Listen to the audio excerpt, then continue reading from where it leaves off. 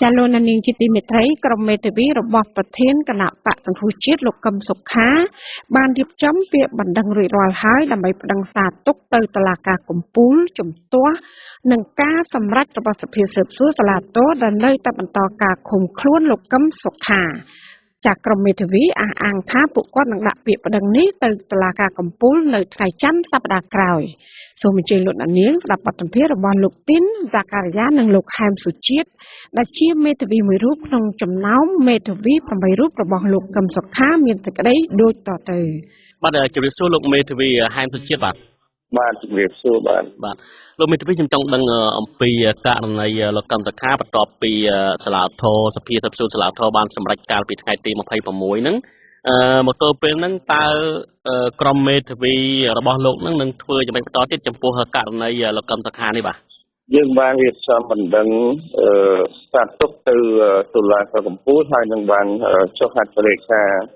រួចហើយនៅល្ងាចមិញនេះគឺក្រោយម៉ោង3កន្លះយើងបានចុះហត្ថលេខារួចរាល់ហើយយើងនឹងដាក់បណ្ដឹងស្ថាបទុកនេះទៅតុលាការកំពូលនៅថ្ងៃច័ន្ទដោយយើងបានរៀបចំបណ្ដឹងរួចក៏ប៉ុន្តែយើងនៅខ្វះលិខិតទេសសិទ្ធិពីឯកឧត្តមកឹមសុខាហើយនៅថ្ងៃស្អែកថ្ងៃសុក្រនេះក្រុមមេធាវីរបស់យើងចំនួន3នាក់នឹងទៅកាន់មណ្ឌលឃុំខ្លួនកាពាំងក្រុងជាទីដែលគេឃុំខ្លួនកូនស្រីខ្ញុំឯកឧត្តមកឹមសុខាហើយបានលិខិតនេះហើយយើងនឹងដាក់ទៅតុលាការកំពូលនៅថ្ងៃច័ន្ទហ្នឹងតែម្ដងបាទបញ្ហាសំខាន់មួយទៀតហេតុអីបានជាក្រុមមេធាវីរបស់លោកមិនទទួលយកការសម្រេចរបស់សាលាឧទ្ធរហើយសម្រេចប្តឹងបន្តទៅកំពូលទៀតទេបាទនៅសភាស៊ើបសួរកាលពីថ្ងៃទី26ក្រុមមេធាវីរបស់យើងបានធ្វើពហិការមកចូលរួមនៅក្នុងសវនាការរបស់សភាស៊ើបសួរដោយហេតុថាមេធាវីរបស់យើងបានលើកឡើងនៅគំនិតជំវិញស្ដីពីគេហៅថាគោលការណ៍យុត្តិធម៌ព្រហ្មទណ្ឌដែលតម្រូវឲ្យមានវត្តមានរបស់កូនក្តីរបស់យើងគឺឯកឧត្តមកឹមសុខាដើម្បីឲ្យលោកមានវត្តមាននៅក្នុងបន្ទប់សវនាការនៃសភាស៊ើបសួរដើម្បីឲ្យលោកធ្វើការស្វែងពន្យល់ទៅសភាស៊ើបសួរអំពីអង្គហេតុដែលជាមូលដ្ឋាននៃការចាប់ប្រកាន់របស់ខាងសាលាដំបងភ្នំពេញនោះក៏ប៉ុន្តែយើងបានព្យាយាមលើគ្រប់មេធាវីទាំងអស់ក៏ប៉ុន្តែសភាស៊ើបសួរជាចុងបញ្ចប់បានក្រោយពីបានពិចារណាពីក៏បានប្រកាសថាសភាស៊ើបសួរអាចបន្តដំណើររបស់ខ្លួនបានអញ្ចឹងឃើញថាមេធាវីធ្វើពហិការនេះគឺដោយសារតែសភាស៊ើបសួររបស់សាលាតមិនទទួលយកសំណើរបស់យើងខ្ញុំដើម្បីធានាសវនាការមួយដែលមានយុត្តិធម៌ដោយហេតុនេះបានជាការចាត់ចែងរបស់យើងខ្ញុំមិនមែនមានន័យថាយើង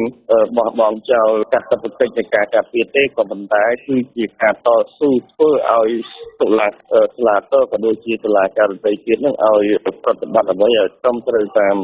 នីតិវិធីបាទការចាត់ចែងរបស់យើងគឺជាយុទ្ធសាស្ត្រផ្លូវច្បាប់យ៉ាងល្អដែលបានជួយកូនក្តីឲ្យបង្ហាញឲ្យឃើញថាតុលាការគឺបានធ្វើអ្វីទៅតាមឆន្ទៈរបស់គេដោយមិនគិតទៅដល់គោលការណ៍យុត្តិធម៌ដែលទាមទារដោយមេធាវីទេបាទដោយលោកមានប្រសាសន៍មកអញ្ចឹងគឺតុលាការធ្វើអ្វីទៅតាមអ្វីដែលគេចង់ធ្វើនិយាយដោយរួមគឺមិនផ្អែកលើគោលការណ៍ច្បាប់ជាធំទេមួយវិញទៀតការដែលប្តឹងទៅសាលាការកំពូលនៅពេលនេះគ្រោងនឹងប្តឹងតទៀតហ្នឹងតើក្រុមមេធាវីរបស់លោកនឹងមានសង្ឃឹមប៉ុណ្ណាបើយើងមើលថាមេធាវីការពីខាងគណៈបកប្រឆាំងកន្លងមកគឺកម្រនឹងឈ្នះណាស់ហើយតាមមានសង្ឃឹមបែបណាទៀតចំពោះការប្តឹងលើកនេះទៅកំពូលទៀតនោះបាទក្រុមមេធាវីរបស់យើងសម្រាប់ករណីសំណុំរឿងឯកឧត្តមកឹមសុខានេះវាមិនមែនជាករណីសំណុំរឿងព្រហ្មទណ្ឌលើកទី1ទេដែលខាងតុលាការបានមានចំណាត់ការទៅលើមេដឹកនាំបកប្រឆាំងក៏ដូចជាសកម្មជនបកប្រឆាំងដែរហើយរាល់ករណីគឺគ្រប់ករណីតែម្ដងពាក់ព័ន្ធទៅនឹងសកម្មជនរបស់បកប្រឆាំងគឺរាល់រឿងក្តីទាំងអស់ដែលមេធាវីធ្វើគឺមិនដែលបានលទ្ធផលជោគជ័យម្ដងណាទេបាទប៉ុន្តែអ្វីដែលទទួលបានគឺកន្លងមកដូចជាបាននៅក្រៅឃុំឬក៏ការលើកលែងទោសនោះគឺ សុទ្ធតែក្រោយពីហៅថាបច្ចេកនយោបាយនឹងវាបានធូរស្រាលដោយសារតែបច្ចេកនយោបាយបានធូរស្រាលក៏ដែលនាំឲ្យមានការឲ្យនៅក្រៅឃុំឬការលើកលែងទោសក៏ប៉ុន្តែនៅមុនពេលដែលមានបច្ចេកទេសធូរស្រាលនោះគឺថាការតស៊ូមតិរបស់ក្រុមមេធាវីយើងខ្ញុំគឺមិនដែលទទួលបានជោគជ័យម្ដងណាឡើយក៏ប៉ុន្តែគឺមេធាវីរបស់យើងទោះបីថាយើងស្ថិតក្នុងស្ថានភាពមួយមិនជោគជ័យក៏ប៉ុន្តែយើងរស់នៅយើងត្រូវតែតស៊ូដើម្បីសេរីភាពរបស់កូនក្តីរបស់យើងជានិច្ចទោះបីមិនបានជោគជ័យក៏ប៉ុន្តែយើងនៅតែមានទឹកចិត្តធ្វើការតស៊ូមតិតាមផ្លូវច្បាប់លុះត្រាតែនីតិវិធីអស់តច្រកគឺថាបញ្ចប់ជាស្ថាពរទឹកមេធាវីមិនអាចតទៅទៀតបានដោយសារលោកមានប្រសាសន៍ពីខាងដើមថាក្រុមមេធាវីនឹងបែងចែកគ្នាទៅជួបលោកកឹមសុខានឹងយកលិខិតពាក្យបណ្ដឹងនេះទៅឲ្យលោកកឹមសុខាចុះហត្ថលេខាអញ្ចឹងយើងចង់ជម្រាបសួរពីបញ្ហាសុខភាពរបស់លោកកឹមសុខាវិញតើមកទល់ពេលនេះសុខភាពគាត់យ៉ាងណាទៅហើយបាទសុខភាពរបស់ឯកឧត្តមកុំសុខាបើយើងប្រៀបធៀបសុខភាពរបស់គាត់មុនពេលដែលគាត់ត្រូវបានចាប់ខ្លួនហើយនឹងក្រោយការចាប់ខ្លួនគឺសុខភាពរបស់គាត់នៅពេលនេះវាមិនបានល្អដូចអ្វីដែលគាត់រស់នៅឯផ្ទះរបស់គាត់ហើយដែលគាត់មានសេរីភាពបានធម្មតាយើងប្រៀបធៀបបាទស្ថានភាពគឺវាខុសពីបានន័យថាវាមានភាពមិនប្រសើរដូចជាគាត់នៅស្នាក់នៅផ្ទះទេព្រោះធម្មតាការណាគាត់នៅផ្ទះរបស់គាត់គឺចង់និយាយថាយើងមានសេរីភាពពេញទីហើយពេលវេលានៃការត្រួតពិនិត្យសុខភាពពេលវេលានៃការហាត់ប្រាណការហូបចុកការបន្ធូរអារម្មណ៍តាមស្ទឹងនៅក្រោយពីការធ្វើការងារលក្ខខណ្ឌនៅក្នុងផ្ទះគឺវាល្អប្រសើរដល់ពេលនៅពន្ធនាគារយើងដឹងប្រាប់ហើយវាខុសគ្នាឆ្ងាយណាស់ជាមួយនឹងការរស់នៅផ្ទះដែលយើងមានសិទ្ធិសេរីភាពនោះអញ្ចឹងសុខភាពគាត់វាមិនបានល្អដូចនៅផ្ទះទេបាទគាត់មានជំងឺប្រចាំកាយនឹងដូចជំងឺខ្លះលោកបាទជំងឺរបស់គាត់ទី1គឺមានជំងឺលើសជាតិស្ករហើយនឹងមួយទៀតគឺជំងឺលើសឈាមដែលគាត់ប្រើប្រាស់ថ្នាំជាប្រចាំនឹងការត្រួតពិនិត្យសុខភាពពីសំណាក់គ្រូពេទ្យអញ្ចឹងហើយដល់តែគាត់នៅក្នុងពន្ធនាគារការត្រួតពិនិត្យវាមិនបានល្អទេហើយការប្រើប្រាស់ថ្នាំក៏មិនទៅជាបានល្អដែរហ្នឹងហើយគ្រូពេទ្យនៅខាងក្រៅគឺយើងមានគ្រូពេទ្យដែលមានជំនាញនិងមានប្រសិទ្ធភាពតែនៅពន្ធនាគារយើងដឹងហើយគឺមានកម្រិតអញ្ចឹងណាបាទដោយសារតែសុខភាពរបស់គាត់មានការប្រែប្រួលអញ្ចឹងខ្ញុំចង់ដឹងអំពីស្មារតីរបស់លោកកឹមសុខាវិញតើស្មារតីរបស់គាត់បាក់ស្មារតីឬក៏តក់ស្លុតយ៉ាងណាទេបាទលោកកឹមសុខាគាត់គឺជាអិសរាជជនខ្មែរមួយដែលគាត់ធ្លាប់តែធ្វើការតស៊ូមតិខាងផ្លូវច្បាប់ធ្លាប់ជាមន្ត្រីខាងសិទ្ធិមនុស្សដែលបានជួយអប់រំប្រជាពលរដ្ឋខ្មែរជួយឲ្យមានប្រជាពលរដ្ឋខ្មែរបានយល់ដឹងអំពីសិទ្ធិសេរីភាពអីចឹងទៅហើយគាត់ត្រូវបានគេចាត់ទុកថាជាអ្នកប្រាជ្ញជាតិមួយអញ្ចឹងទោះបីគាត់ស្ថិតក្នុងពន្ធនាគារក៏ដោយក៏ប៉ុន្តែទូលចំហឆន្ទៈនិងមនសិការរបស់គាត់គឺមានលក្ខណៈរឹងមាំគឺគាត់មានលក្ខណៈរឹងមាំដូចនៅខាងក្រៅអញ្ចឹងចង់និយាយថាគាត់ស្មារតីគាត់គឺរឹងមាំខ្លាំងល្អបានន័យថាខាងក្រៅមិននៅក្នុងអញ្ចឹងហើយគាត់មានគេហៅថាទស្សនៈមួយថាទោះបីគាត់ឈឺចាប់យ៉ាងណាគឺគាត់នៅតែមានទស្សនៈនិងគោលដៅរឹងមាំដើម្បីនឹងថែរក្សាខាងផ្លូវចិត្តឲ្យបានល្អដើម្បីបន្តដឹកនាំគណៈបករបស់គាត់នឹងបន្តតាមដានការវិវត្តខាងនយោបាយរបស់គាត់ទៀតទោះបីគាត់នៅក្នុងពន្ធនាគារមែនប៉ុន្តែរួមចិត្តទស្សនៈនិងគំនិតរបស់គាត់តែងចិត្តគូដល់សេរីភាពដល់ប្រជាធិបតេយ្យនិងសុខភាពរបស់ប្រជារាស្ត្រដូច្នេះគាត់ត្រូវតែរស់នៅក្នុងក្តីសង្ឃឹមនិងមានស្មារតីរឹងមាំបាទដើម្បីជួយក្នុងការជ្រោមជ្រែងក្នុងឱកាសណាមួយពីមុខនឹងបន្តការជួយជ្រោមជ្រែងដឹកនាំប្រទេសរបស់យើងតទៅទៀតបាទកន្លងមកគឺខាងមេធាវីហ្នឹងក៏បានដាក់ពាក្យទៅសាលាធនដើម្បីឲ្យសុំឲ្យដកកាមេរ៉ាសុវត្ថិភាពនៅក្នុងបន្ទប់លោកកឹមសុខារួមទាំងប្រដាប់ស្រូបសម្លេងផងតើមកទល់ពេលហ្នឹងមានចម្លើយយ៉ាងណាហើយបាទ រាល់លើកដែលយើង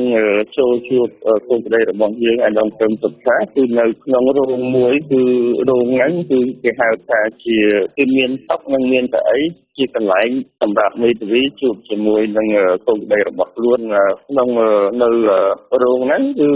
ខ្ញុំសង្កេតឃើញថាកាមេរ៉ាថតរូបទៀតហ្នឹងគឺឃើញនៅមានក៏ប៉ុន្តែកាមេរ៉ាពណ៌តតូចមួយដែលខ្ញុំមេធាវីគិតថាជាការត្រួតសម្លេងនេះគឺយើងឃើញគេយកប្រអប់ជ័រមួយប្រហែលជាមួយទឹក4ជ្រុងហ្នឹងគឺគេយកទៅគ្របពីលើឧបករណ៍ពណ៌តដែលយើងគិតថាប្រដាប់ត្រួតសម្លេងក៏ប៉ុន្តែយើងមិនដឹងថាតើនឹងគេយកចេញឬក៏គេគ្រាន់តែយកប្រអប់ជ័រហ្នឹងគ្របពីលើទេបាទហ្នឹងហើយអញ្ចឹងការឆ្លើយតបពីសាលាឧទ្ធរគឺមិនទាន់មានទេមិនទាន់មានថាសម្រាប់ថាដកឬកន្ទុកអញ្ចឹងទេបាទគឺមិនទាន់មានសម្រាប់ថាយ៉ាងណាទេគឺតុលាការគឺយើងបានស្នើសុំហើយក៏ប៉ុន្តែអត់ទាន់ឃើញមានចំណាត់ការយកឧបករណ៍ឬរបស់នឹងចេញទេបាទមួយទៀតតើតើនឹងការបាក់បាទអត់ទាន់មានយកចេញទេបាទមួយទៀតតើតើនឹងការដាក់កាមេរ៉ាហ្នឹងគឺខាងបព្វជិជនលើកឡើងថាដើម្បីការពារសុវត្ថិភាពលោកកម្មសខាទៅវិញទេតើពិតអញ្ចឹងទេបាទមេធាវីយើងខ្ញុំគឺយើងមានទស្សនៈថាការរស់នៅរបស់យើងការការពារសន្តិសុខវាជាសមត្ថកិច្ចរបស់អាជ្ញាធរនៅក្នុងការការពារសន្តិសុខក៏ប៉ុន្តែសន្តិសុខការការពារសន្តិសុខបរិវេណខាងក្រៅគឺវាជាកាតព្វកិច្ចរបស់មន្ត្រីសន្តិសុខសាធារណៈរបស់គុណវិជាឬរបស់រដ្ឋក៏ប៉ុន្តែលោកយើងម្នាក់ដែលរស់នៅតែងតែមានគេហៅថាភាពឯកជនរបស់ខ្លួនតែងមានភាពឯកជនរបស់ខ្លួនចឹងកាលណាភាពឯកជនរបស់ខ្លួនបើសិនបើវាមានកាមេរ៉ាសកម្មភាពរបស់យើងគឺយើងពិបាកក្នុងការធ្វើអេយ៉ាប័តពីព្រោះខ្ញុំលើកឧទាហរណ៍ថាការស្លៀកពាក់ការដែលយើងសម្រាប់បោះដៃបោះជើងឬក៏ការស្លៀកពាក់បើសិនតែជាមានកាមេរ៉ាអញ្ចឹងធ្វើឲ្យគេហៅថាអេរិយាបថរបស់យើងគឺមិនស្រួលទេវាជាតែទើសដូចថាពីសេរីភាពយើងវាត្រូវបានហុំព័ទ្ធអស់ហើយប៉ុន្តែបើនៅក្នុងបន្ទប់បើមានកាមេរ៉ាទៀតអាហ្នឹងវាដូចជាការដាក់សម្ពាធថែមមួយទៀតដែរបាទចំពោះផ្លូវច្បាប់វិញយ៉ាងម៉េចវិញដោយការដាក់កាមេរ៉ាបែបនេះបាទតាមក្រមនីតិវិធីព្រហ្មទណ្ឌគេបានចែងអំពីទំនាក់ទំនងរវាងមេធាវីនិងកូនក្តីគឺនៅពេលដែលមេធាវីជួបកូនក្តីនៅខ្លឹមសារនៃក្រម